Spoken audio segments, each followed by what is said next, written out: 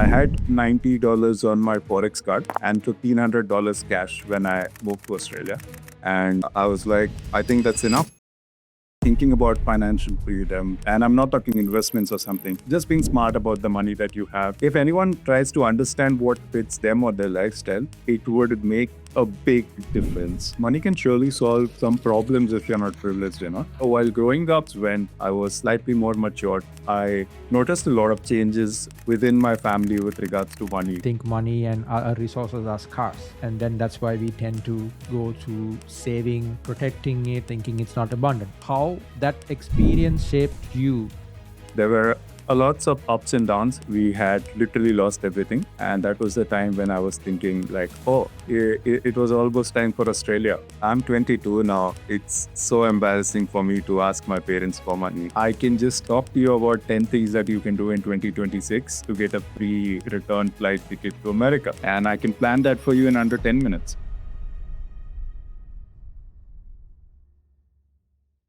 Before we dive into this conversation, please give me just 20 seconds. I know you've got hundreds of podcasts you could listen to, but any point during Unlayered, you paused and thought, that was me, or I felt that too.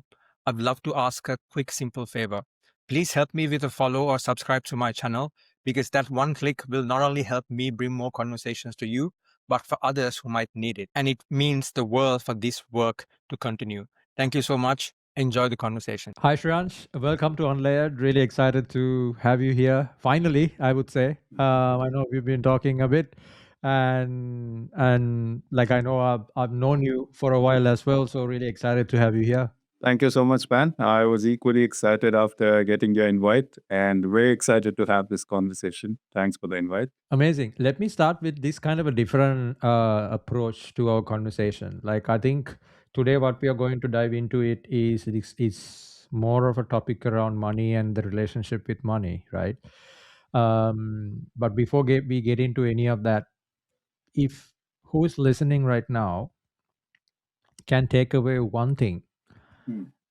after listening to your story and the development you had, the habits you have changed, which we are going to touch on, what is one thing that someone will take away after listening to this conversation? I feel if anyone tries to just think about how they are with money, they can be more intentional or with their money. They can be thinking about financial freedom. And I'm not talking investments or something, just being smart about the money that you have, the way you spend, your spending habits, your earning habits. If that can make a difference to anyone, or even if it crosses their mind, that they can just sit with it, think about it, and how they can improve from there to the next stage. I think that would be certainly very amazing because in my peers, I notice not a lot of people do this on a regular basis, and it comes Hmm. very naturally to me, having grown in that sort of setup. So I particularly enjoy having that kind of conversation. Amazing. And it's something for someone like me to look forward to how this conversation will flow, especially to understand the relationship of your money habits of you and how you can transform that to other people. So let's pull back the curtain a bit, take a little bit of a step back, right? So I know you touched on a bit about the story of your relationship with money. What was money growing up for you? So to start off with, I would like to say that it also comes in handy because I've got money in my last name. So for those who don't know, my name is Shriyansh Mania. Yeah, money. While growing up, I don't think it was something that I could have easily thought about. I had the privilege of being grown up in a family where everything was taken care of. I'm a single child. So if I point my finger up on anything, my parents would just get that for me. So it was never really a struggle or trying to understand what it takes for them to do that for me as a child. While growing up, after certain years when I was slightly more matured, I noticed a lot of changes within my family with regards to money. There were a lots of ups and downs, especially around 2007, 8, the big stock market crash. I have seen my dad change his industry or the kind of business that he was doing. And I've grown up in a business family where dad used to do his thing, mom used to do her thing. And then we also had a family business. So even my parents' friends were business people or entrepreneurs, if I may. So having grown up in that background, the way I used to look at things was very different than the people I grew up with, who I used to hang out in school. So it was very interesting to always hear how they are with money or what their families do with money versus how my family and our peers or the circle that I was a part of sees and thinks about money. That's amazing. It's a very fresh perspective, right? And to hear that you had that upbringing, especially being the only child, I'm sure you were spoiled a bit too, right? A lot. Um, a lot. But I'm interested to hear like what was like that day to day look like when it comes to money in terms of spending, earning. I'm sure because based on the business, and then if I don't know, I'm not sure whether both of your parents were involved in the same business or whether they were like Separate businesses. separate businesses. So that also might have added different dynamics, right, to your household and your upbringing. What was like a day to day like, and for you, that little kid growing up with two parents doing their own thing and all businesses? Like, because I've heard one parent taking a business and the other one taking a traditional route of doing 9 to 5, choosing the secure path, but both uh, managing businesses, entrepreneurs. What does that like day to day, like this growing up, look like for you? That's a very interesting one, Fan. So, fortunately, I was brought up in a joint family. So, while parents were doing their things, I had my grandparents to look after me. I Right. had a cousin as well, an uncle aunt, who used to work. They didn't have their business, but just like employees. So, it was always very interesting. And we lived together till I was in grade four. That's the time when we had moved out. Um, that has always been a very practical man. He has seen his father doing business, which was still existing when I was growing up. And then he did something of his own as well. And then mom was very passionate about what she wanted to do in fitness industry. That's what she was doing. And my father was in food industry. So it's a very different Yeah. combo while Mhm. growing up as well. And my mom is kind of a believer that if you're working on something, it's bound for you to, it's bound for it to happen in your way or in certain way with the way you put in efforts. It would just come in like the universe will give it to you. Dad, on the other hand, was a very practical man that, okay, you have to do this. These things are there that you need to do. You need to sort your things out, get the basics right. So, getting that education in a very practical way, I don't think it was something that came in very easy for me to process it when I was growing Mhm. up, Mhm. because a lot of conversations in and around the family were like, oh, this happened at work and that happened at work, or we had this customer, that customer. And when I used to hang out with my friends, it was like, oh, my parents came in at 5:30 and we went out for dinner, or we went to this park. And there are many times that I wouldn't see my parents at certain times of the day when I used to be back from school, or after playing with my friends back in the building. So definitely tricky getting their time, but both of them managed very well, ensured that we get to spend that time as a family as well. And the best thing I think was one of them ensured when the other one is busy to just take over things. It was like an unsaid thing, and then to look after me. So very good, I would say. Like, I got to learn a lot of things from them that I realized only as an adult when I look back at things. And I just appreciate it way more, the way they have handled and managed everything.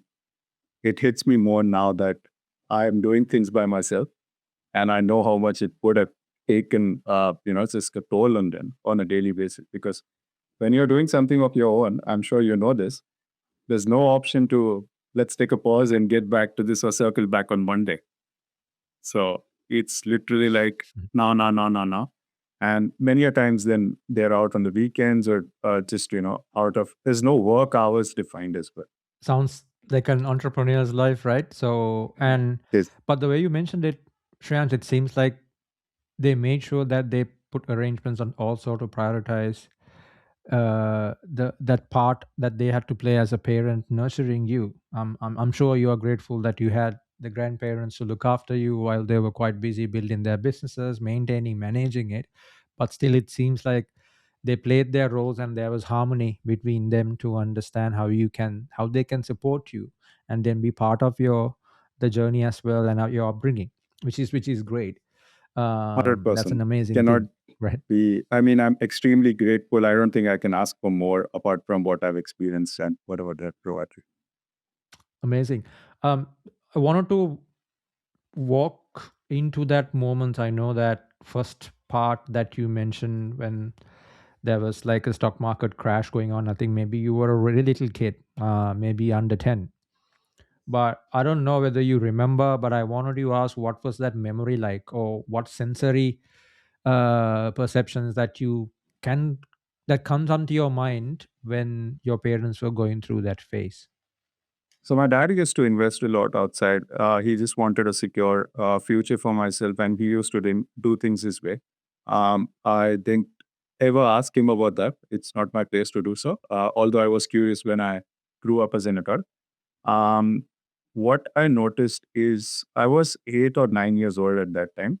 There's a shift in the energy on what I can see, but a very young kid cannot just pick on it and be like, Mm, today is mm, something different, or I can't just be like, I really like that toy, like, so those were the kind of things that I was like, oh, things are not happening the way they used to be. I don't know what's happening. But instead of shying away from it, they always ensured to teach me things.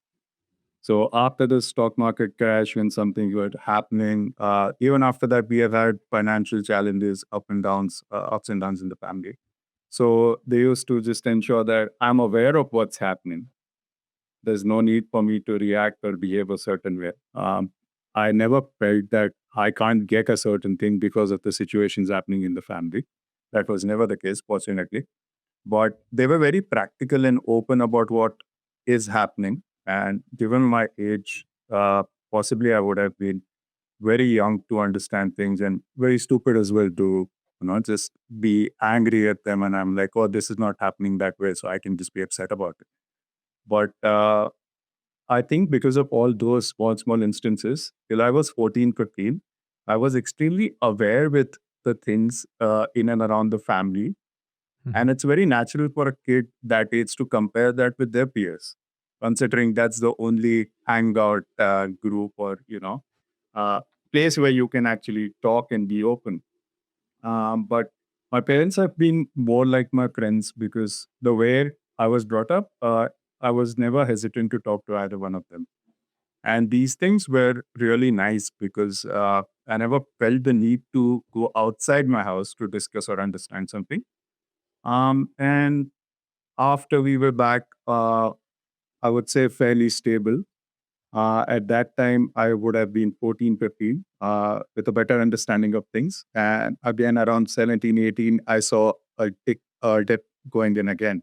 So that was very surprising because at that time, being aware, knowing what's Mm. happening, managing myself, because I was slightly more independent than what I used to be, and also rebellious growing up, just young, what do you call it? Young adult or late teenager. Yeah. But I think overall, the learning experiences and other things have shaped me in a way till the time I was 21, 22. I feel I have crossed a lot of stages as an adult or a young adult, if I may, that others would have experienced possibly late in their 20s or 25s. And now, when I look back at things, it feels very good to have experienced that because then I can be more in control of how things are happening. I'm more aware of my patterns or what possibly the solutions could be. Just if ever I were to solve the problem. Amazing. It seems like a very healthy environment amid the challenges that your parents have gone through. I think the key things that you've shared here is very important to anyone, like especially for parents, but also for children, where how important is the transparent communication around financial challenges, whether it's wins or losses. Sometimes, especially in an environment where you have one kid and that kid becomes like your responsibility and you want to avoid sharing and being open with the challenges, especially around financial, can have an impact on how the child. not only financial but anything, will help you how you see the world once you get into the real world and try to be a bit more independent, or maybe after teenage years. That part where you were a bit more aware, I think you might remember a little bit of things when you were 17, 18. Is this the COVID kind of time? No, that will be later, 2021.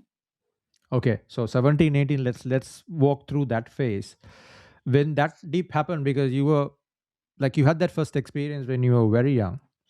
I'm sure you saw the world in a different lens. You didn't have that maturity. You were still a kid, but still your parents were open enough to share. But 17, 18 is like you're a young adult and you have like gathered some life experiences and starting to become a little bit more independent. What was that experience like in terms of your father or mother, how they perceive money? Because I wanted to get into the psychological part a bit, because money is like tangible part. Of course, we need to pay the bills, we have businesses, we need to earn money, save money, and then make a living out of it. That's the tangible part, right? But in that moment when the businesses were going through a dip, what was the changes like in the family that you've noticed, in terms of, besides the physical part, if you can recall? Well, I also want to clarify before going ahead that money is not something like everyone should keep the first and foremost thing in their head. It's just that with the way I've grown up and experiences I've had throughout my childhood, it is more on the financial side, and that's how I perceive the world to be in a certain way, and that's why naturally my brain is kind of wired to go in those areas, because in total I've seen 4 dips. The worst is COVID, but yes, coming back to your question, there was a phase when I was in grade 11 or 12, I think 11 for sure. And at that time, it was a conversation at the table. I had just cleared my grade 10, and then I was deciding where I want to study and what I want to do, which I think I had my options open. And slightly before the time when we were supposed to pay the fees, there was a time when my parents and I sat together, and that was literally like, we have to think about something because we don't have any money to send you to school. And I was point blank. I didn't know how to react. I didn't know what to do. And I'm like, I don't even think I can do anything about it, because fortunately they have taken care of everything, and I'm sure there's something that they're going to do. But uh, it was just like, oh, so what is this like at this point of time in my life? Is it just like we get a pause? But then, yeah, some things happened. They did what they had to do, and then things started getting better again right after that. Till till it was the time for COVID, and that was the worst, or I would call it the second most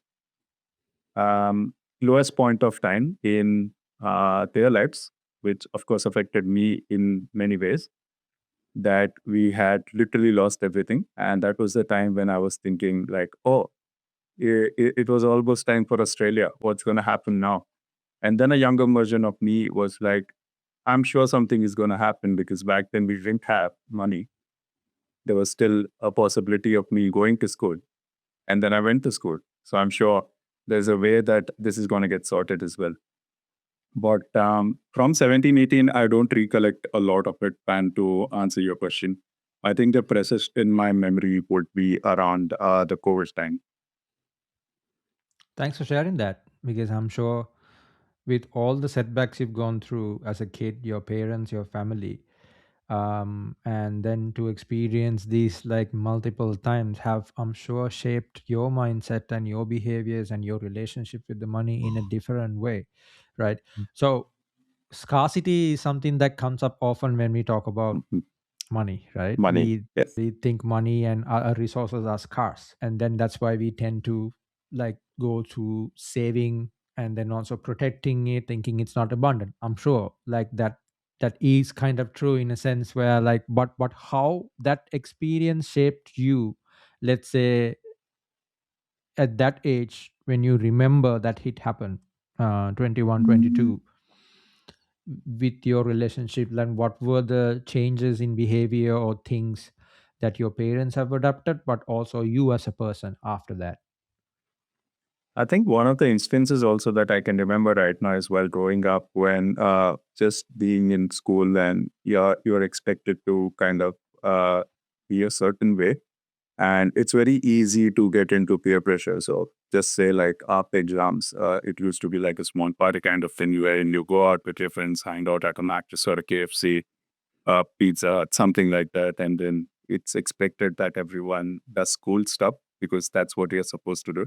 And a lot of times I would get calculative about it. Like if I were to hang out right now, it's going to set me back by this much. Is it even viable for me to do that? And I would often find excuses to get out of it because I didn't want to indulge in that. And while growing up, I was a big time introvert till I moved to Australia. So much so that one time I had one friend in college, like a close friend, and who, if they didn't show up, I would go back home. And mind you, I used to wake up at 4:45 a.m. and take a 5:57 train to get to my college at 7 a.m. If I didn't take that, I used to get late by 15, 20 minutes a day. And that's just how things are in Mumbai. That's where I grew up all my life. So that was very weird pace because I had to be calculative about a lot of things. And that stayed with me. It has definitely shaped and wired my brain in a certain way with how I look at money and the things that I want to do with my money. And I've also become a rebel in certain ways that I just refuse to accept a certain number of things. The first thing I can think of is if I'm thirsty and I just want some water, you can get free tap water anywhere, but you go out and you see it's like $5.50. I'll be like, no, thank you. I'm not going to spend 550 for water. So it's just very weird because many a Mm. times I would just get very calculative about it. Even when I moved here, I think for first 4 months, I've survived on a single meal that costed me the least amount of money. And I used to walk 1.5 kilometers to get it because that was the only option. Wow. Do you think being in a position of where you had an abundance of money, having a business, successful businesses, money was not a problem, you were catered for as a kid, and then having to go through the challenges where it was not the case, has shaped your thinking around like spending habits and money in that way? Yes, certainly. Yes. I think it becomes easy for any child on what they go through for them to be more secure about those kind of things, because that's something that I would have been scared of back when, if I look at it in that way, when I was young. And it just hits you when you're able to do things on your own. Like even with the example I shared with you about eating that same meal for 4 months, I don't think I did the right thing. But then a younger me would have still done that thing, being a rebel. And these sort of things are something that even if others try to tell me, I don't think I'm going to incorporate that very easily into my life because I have a fixed perception. And that is something that took a really long time for me to change Mm. mindset. So I had to literally go to therapy, sit with myself, do other sort of things, get things right. And only then I was able to transition from Shriyansh 2.0 to 3.0. That's awesome, man. Thanks for openly sharing it. Like, moving on to the other side, you touched on a bit about your migration journey, right? When did you migrate to Australia, and what role did money play in that decision? So I made a decision in 2017. Australia happened by manifestation, I think, because I always wanted to work in New Zealand. I applied for my first university in 2017 when I was in first year of my undergraduation. I got in I think, in 2 months of my application. And I was supposed to start in 2020. Then COVID happened, New Zealand borders were closed and everything happened. And I used to tell everyone that I'm moving to Australia because a younger me didn't want any of the people I know to think that I'm going to go to New Zealand and have the same plan. So I literally kept on saying, oh, I'm moving to Australia. And then funnily, somewhere around Feb 2022, I heard that Australia has opened its borders. I shortlisted 5 places that seemed decent enough. But my first and foremost concern was which is the one that is the most affordable. And then I shortlisted a couple of them. I got in through everything, through all of them, fortunately. And then the most affordable option was the one that I selected. I decided that moved in July 2022. It's been roughly 3.5 years, and the journey has just been a roller coaster. I wanted to dive into that roller coaster. I think you gave a glimpse of it where you were eating one meal, right, for the day, and of course that has a influence of what you experience as a child. But I'm sure at the same time, regardless of that, being a migrant and doing everything by yourself, starting your own life here is no way easy. Did you have to, like, what was the responsibilities you had when you migrated? Did you still have the support from your parents to pay your university fees or and rentals and other things, or was it just yourself? So there was a certain amount that I had saved for myself as well, which would have taken care of my living expenses. So while growing up, naturally being in a business family, seeing everyone around, I've had stints of businesses myself, and I had started working. I did my internships. I did a job with KPMG. That was my first ever job. After my college in India, college is what we call universities back in India for the people who don't know. And I was I was provided for the first semester piece. So all of that was done, and I had $90 on my forex card and $1,500 cash when I moved to Australia. And I was like, I think that's enough because first semester fees are paid. I've got decent amount of money for me to get through uh, after I land a job, and then I can just manage on my own. And first month of being in Australia, as I was surrounded by a lot of people, very different for a person who is an introvert. Firstly, just to open up, talk, and get to know, and then you have to do everything by yourself. Fortunately, I was independent because parents were not home most of the time, so I knew how to cook, clean, and the basics. That was never an issue. But to get to my first part-time job, it took me roughly 45 days, and I was running out of money by that time. And I was like, I'm 22 now. It's so embarrassing for me to ask my parents for money, or just do anything else for it. But fortunately, the first ever part-time role I got, I was happy because I was paid $15 more per hour in comparison to everyone I knew. So I used to just work less hours because my intention was clear when I moved in here. I'm like, I'm here to improve my life. I don't want to get into all the part-time loop. Nothing wrong with it, but that was the mindset that I had before moving in here. And I was okay to do the odd jobs because it was a mode of survival. I saw it as a exchange to it. You do that for a certain number of hours, you get money, you do what you want to do with your money, and then get back to it. So I was happy with that. And for first 4 months, I used to convert every single thing. So while going out, I used to be like, oh, this, and then I would just open my calculator. I'm like, oh, this into 55, the conversion rate was 55 back then. Like, no, no, no, that's very expensive. And if I find something cheap, I used to just be like, oh, this is so affordable, I'm going to hoard it. So I had a Subway, Veggie Delight with Avo, and I went to the same Subway because they offered a 10% university discount with the student ID. I survived on that for 4 months. The other times when I was hungry, I used to have an apple or a banana and half a liter of water. I did this for 4 months, and God knows how I was alive, awake, or anything like that.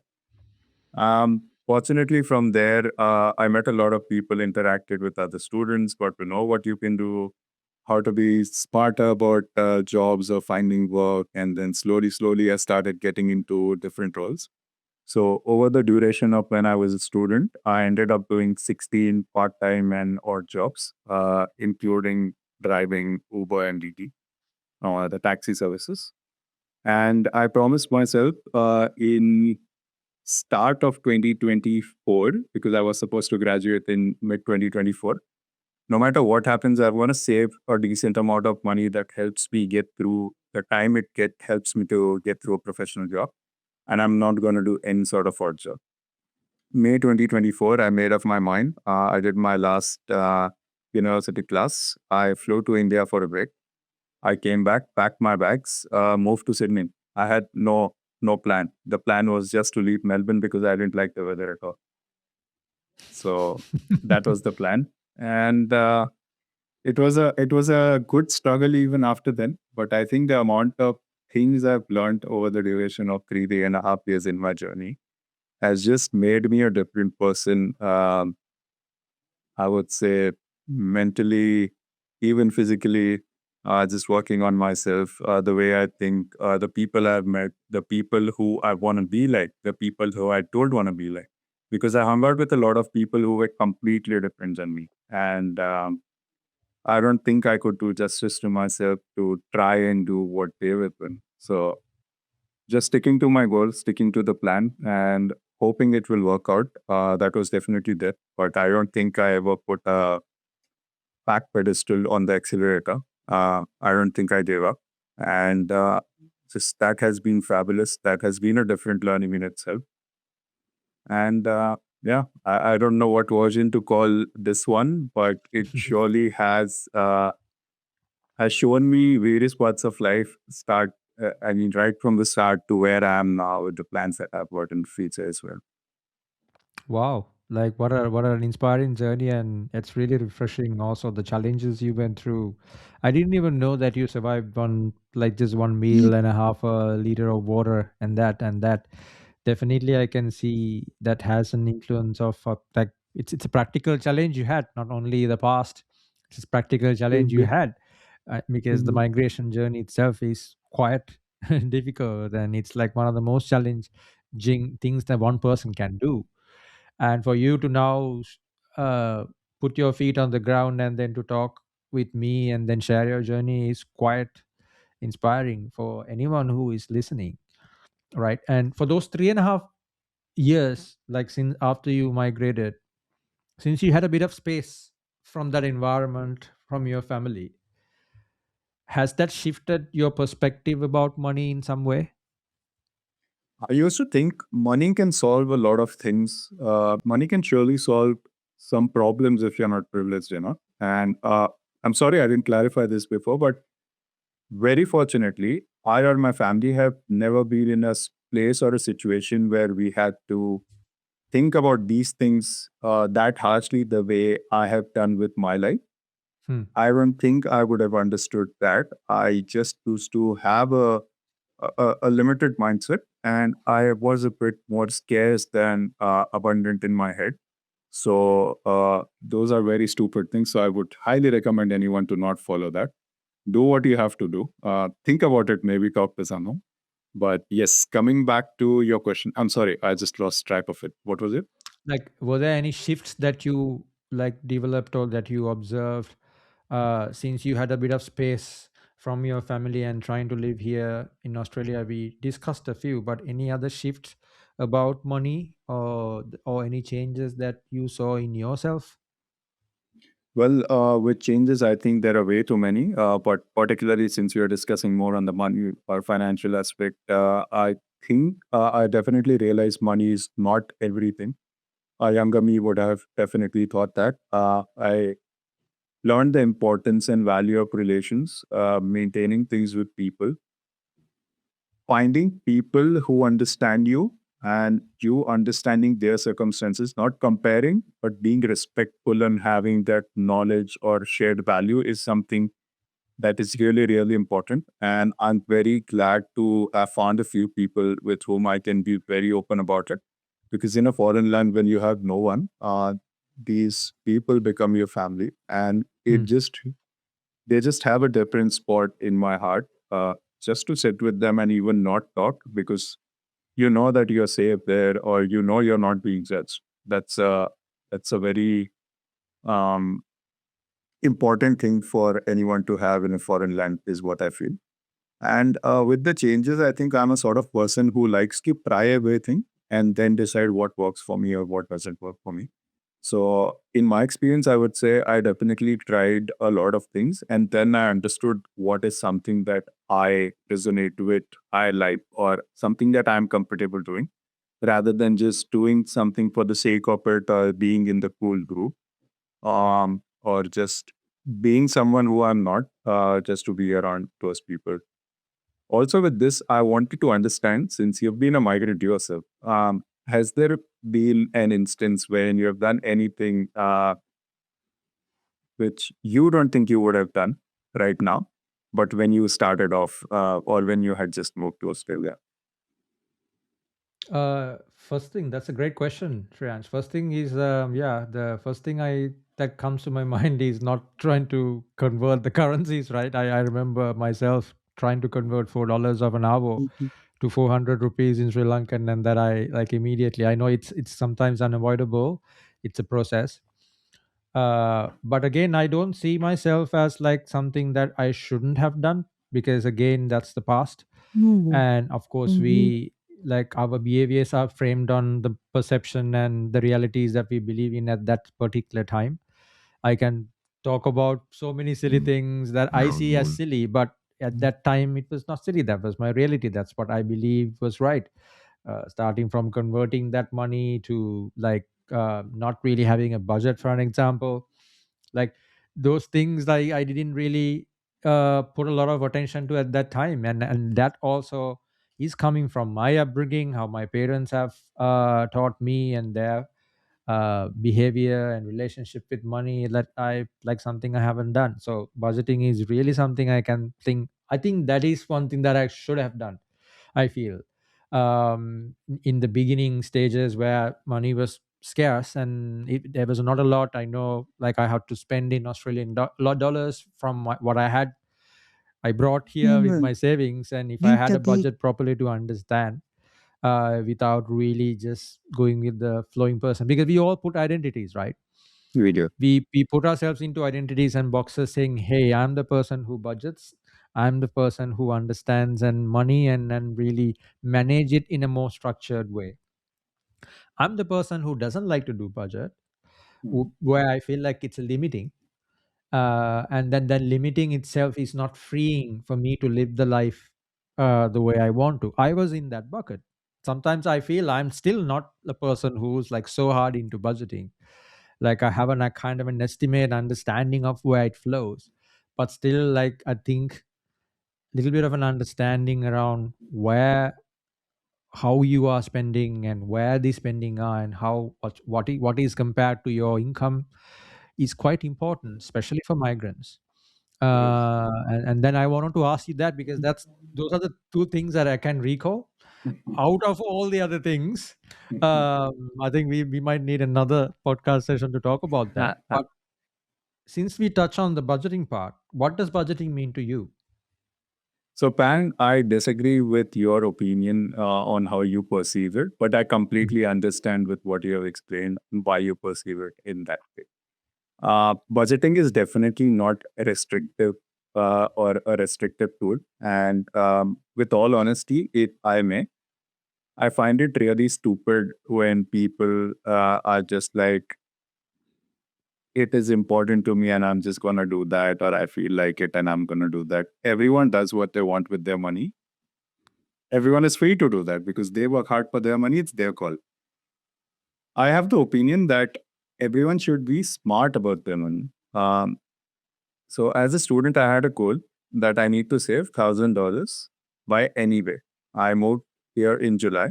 I couldn't do that in July and August. September was the first month when I had got my job.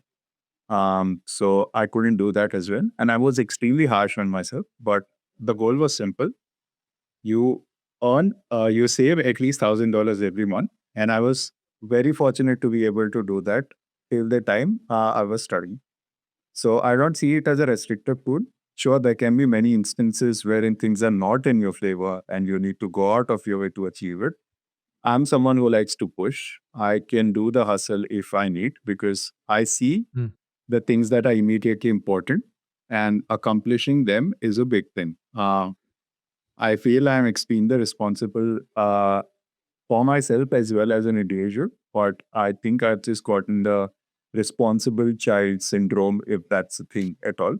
And you just have to be smart about it, man. I see a lot of people be like, there's that concert I really want to go and, Dua Lipa's performing and I want to be in the front seat and I'm going to pay $1,000 for it. And all I have is 700, but I'll just do buy now, pay later, or I'll do something about it to do that. Sure, that is something that you want.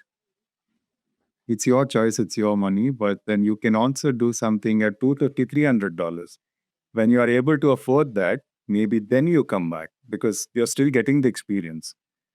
So that's just my view on it. I mean, I take care of the things that are immediately important to me. With planning comes very handy to me, thanks to my dad. I have this Excel sheet that I keep updating. That's something I've shared on LinkedIn as well, on how I do my finances. And it can be very complicated to some, but if you're intentional with your money, if you know that you are the one who's working hard for it, the whole point is that you should get more value for your money as well. So just doing certain number of things like spending the right way, using apps to get discounts or using a certain credit card to get points, all of those things are something that comes in very, that excites me. Like I can just talk to you about 10 things that you can do in 2026 to get a free return flight ticket to America. And I can plan that for you in under 10 minutes. But it's all there in my head because that is something that I keep feeding myself with. And it could be very complicated for you. Like, oh, for him, it's literally like A to B, and it could be a spiral. So it's a certain way that I plan things. I do things my way because it fits me, it fits my lifestyle.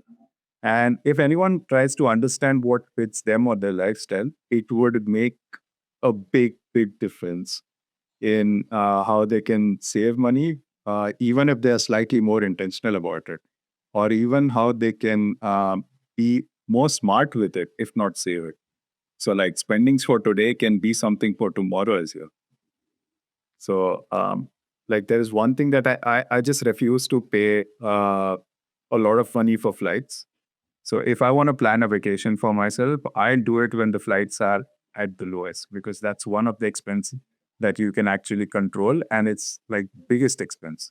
And then I'm sure I can pull up deals for accommodation and other things because with food and other things, there's nothing much anyone can do. You're going to spend the same amount regardless. So it's just the planning that I put into things. And I tell if people, if they can do that, it would change the way you have your relationship with money and focus. Amazing. Like, I know it's all subjective to, as you said, to your experience, upbringing, and you said you had like that upbringing from your father, that nurturing early introduction of what planning is.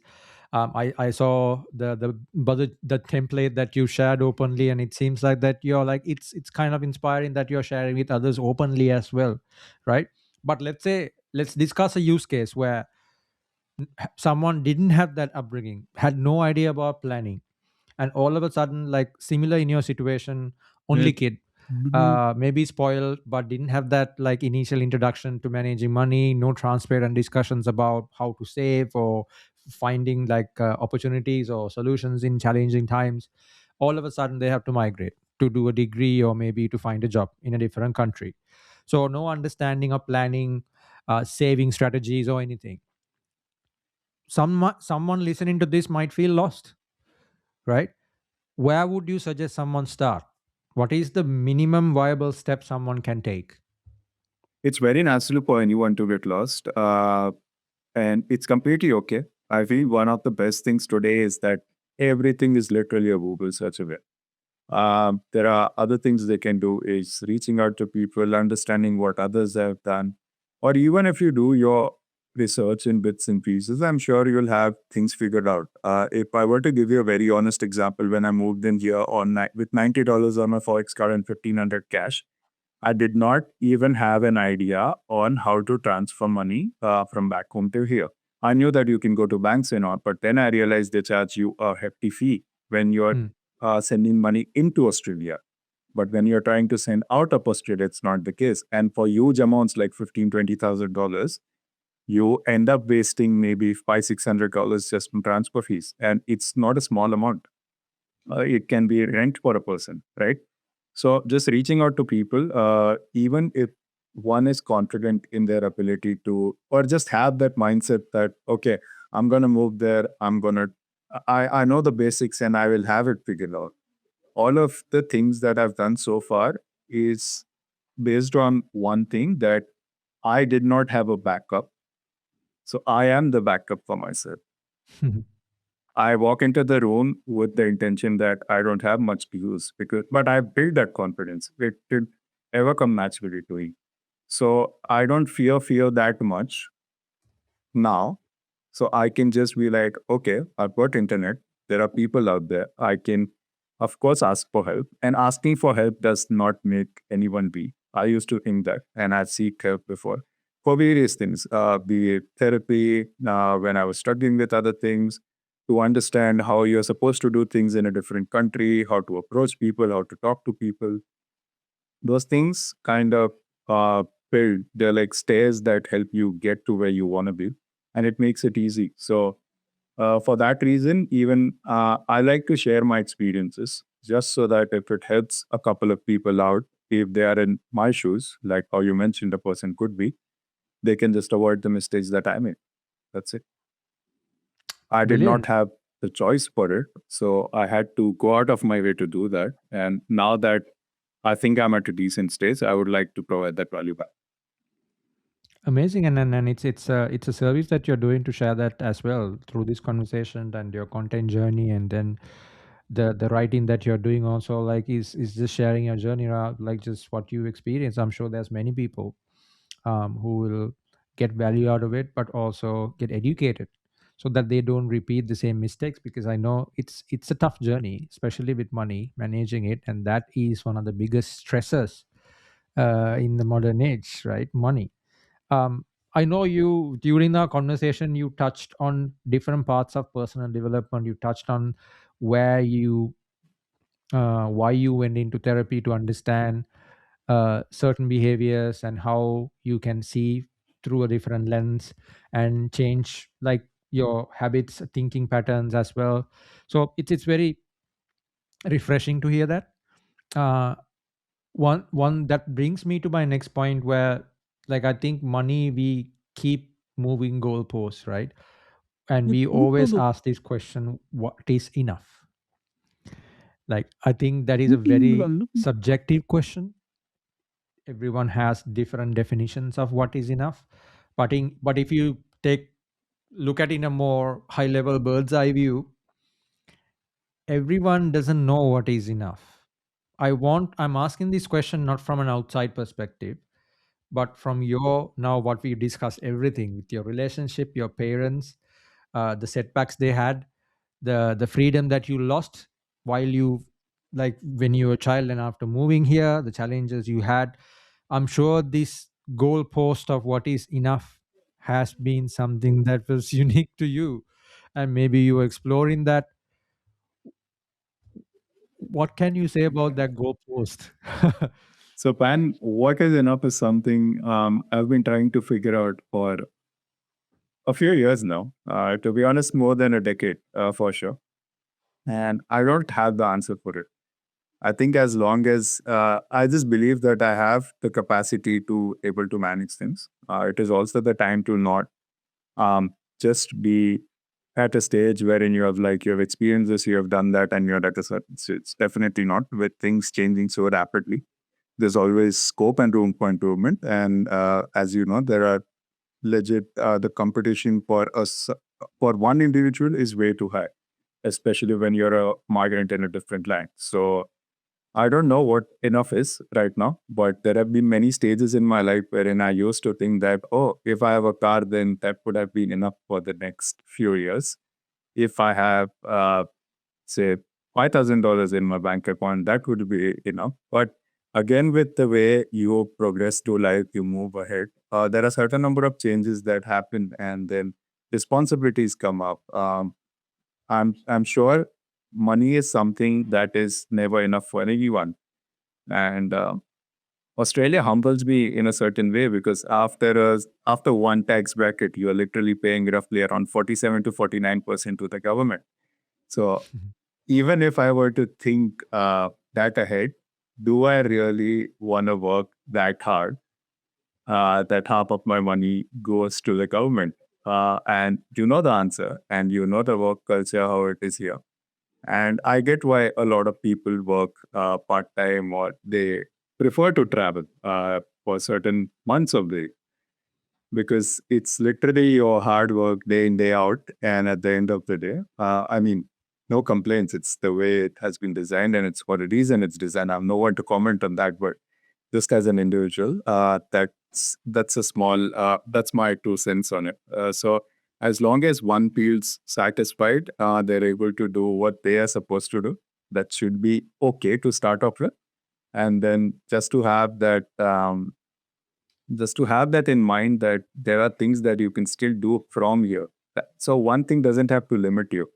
Like a person should not be restricted to his or her job title. There's more to the job than you have to your life. There are things that you want to do for yourself, for your family, for your friends, for your partner, whatever it could be. So as long as it serves the purpose for them, that should be enough. No outside noise should be able to hamper your peace at the end of the day. That's my opinion. Thanks for sharing that. Is it fair in a way that if I say that you have found a little bit of acceptance in terms of what is enough in your own life? Most definitely. I would say 95% of me is agreeing to it. There's a small bit of 5% which is going to say no. But definitely, as I told you before, I used to think money can literally solve a lot of things. And money is something that I want to work for or I want in my life. But as I grew up, I realized that it's an important tool to have. You cannot neglect it or just be like, okay, it exists or that is something that I'm going to chase. Um, I feel from the time I have realized other things are as important as money. My mindset has changed in many ways. And I definitely still see it as a tool that is required because you can't do anything without it. You want to buy a t-shirt, you need money. You want to fill fuel in your car, you want to go somewhere, you want to eat food. It doesn't it does not solve the purpose, but it's an important tool, but I don't restrict myself to money anymore. And that's the change I noticed in myself when I was 25. Beautiful, Shriyansh. It's been a wonderful conversation. I can go on like for long because I did have a lot of other questions to ask, but I think it's definitely a like we can continue that other questions in another conversation. It's been like really fruitful. Like thanks for being so open about sharing your journey. And I'm sure you haven't shared that much about your journey, so I'm really excited to for this to come out, and then for other people who like listen to you, read your post to see a different side of Shriyansh, or maybe the journey of Shriyansh, right? And then what makes him the person who you are.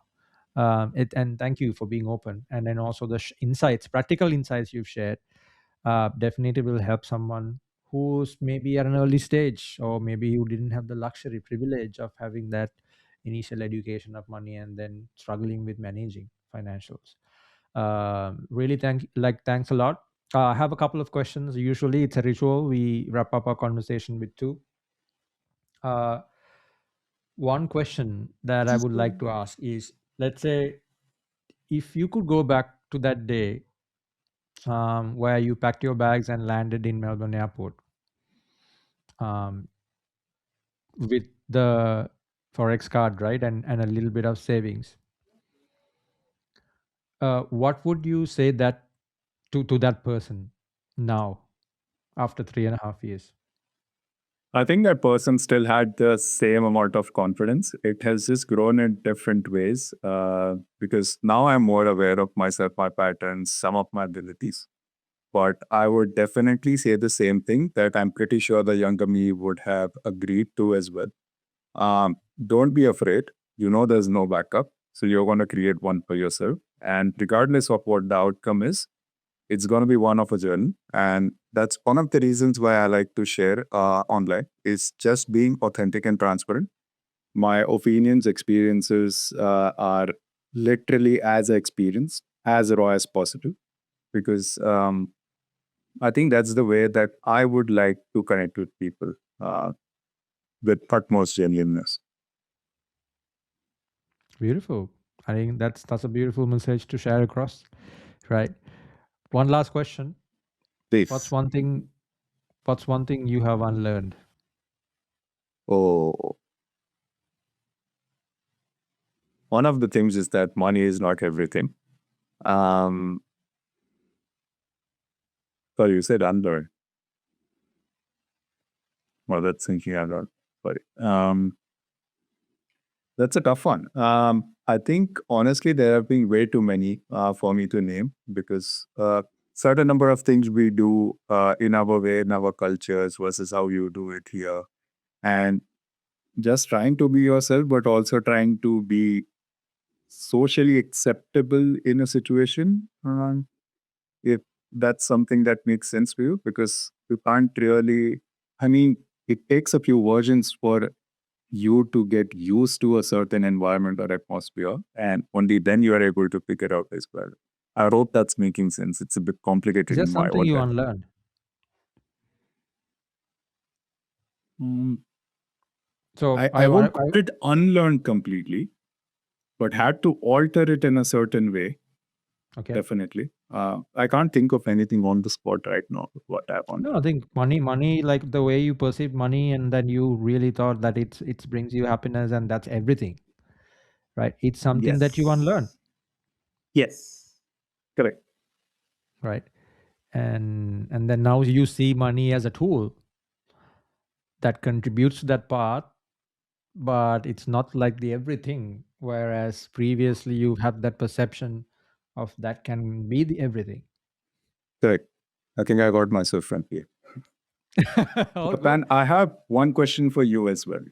Yeah. With the way I think I have mentioned on what my relationship with money is, I know we are with over time possibly, but what is it that you used to be with your Banan versus what you are with Banan right now when you moved to Australia versus how you are now? I'm very curious about that.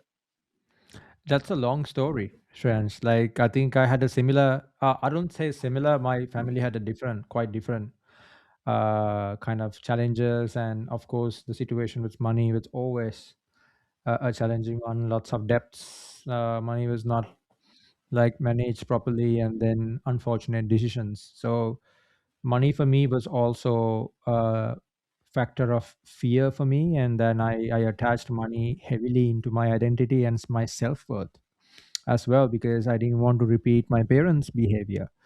And I always thought that's what that made them distressed. That's what made them like go through the challenges and the like difficulties they've had because of the money. Uh, Talking about business like challenges with my father, my mother, all that.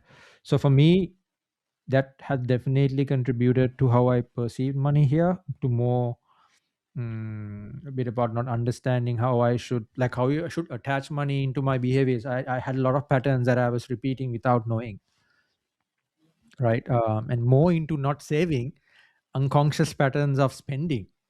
Hmm. So I can talk about that in a different way in a different conversation, because I was more into spending, without I was repeating that behavior as to get away from the fear that I had of losing it. So sometimes I think I didn't even want to look at the bank balances sometimes, and I think we all repeat our behaviors in different ways.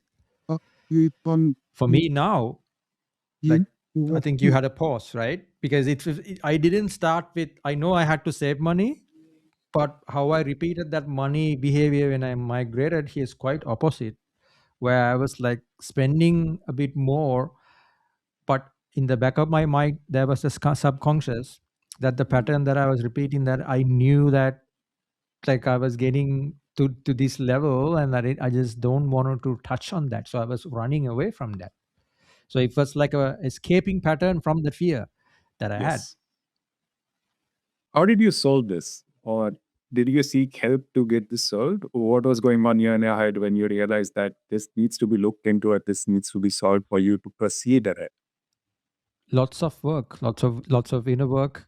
I think it's a kind of a very highly heavy word, inner work, right? But it takes a lot of work for you. It doesn't happen overnight, and it took me ages through talk, like getting help, counseling, understanding my patterns, not just with money, with everything, and then building habits around my life to have a little bit of awareness. Again, that's a very heavy word, right? But still, self-understanding is everything, and for self-understanding, each one has different paths, whether it's reading, walking, therapy, meditation, whatnot. And I think it's a continuation of those habits, where I got a little bit of space to think of how my reactions are happening, and so it doesn't stop. So luckily I was fortunate enough to find people who brought me into that. Environments is everything. And then I had to also be open minded to accept those changes into my life and then start trialing it. Because I didn't have that belief where I meditate and then I will realize everything. It was so struggling for me. So it's just a little bit of changes and having that mindset to try and then learn a little bit about yourself more every day. I'm sure the acceptance part of this would have come in at a very tricky stage where it was hard to just take things as they were and then to work onto it. But I'm sure with other things that you mentioned, it would have been a little bit easy to do one thing at a time and just get support from, meditation, or just reflecting or taking things from people that they've shared and trying to inculcate that into your life. 100%, 100%, Shriyansh. I'm glad you asked this question, and I can talk about it a lot. But again, thanks for the very wonderful conversation. Really appreciate it. It's been a great having you here. I'm hoping to have many more conversations with you. And thanks again for your time, Shriyansh. Absolutely, Pan. I appreciate this conversation as well. Thanks a lot for the invite. And I'm hoping that this changes the relationship people have with their money, or even if they were to think about it on how they can do it better. And I'm very curious to know other sides of what you have gone through as well. So we'll definitely continue that in a different conversation.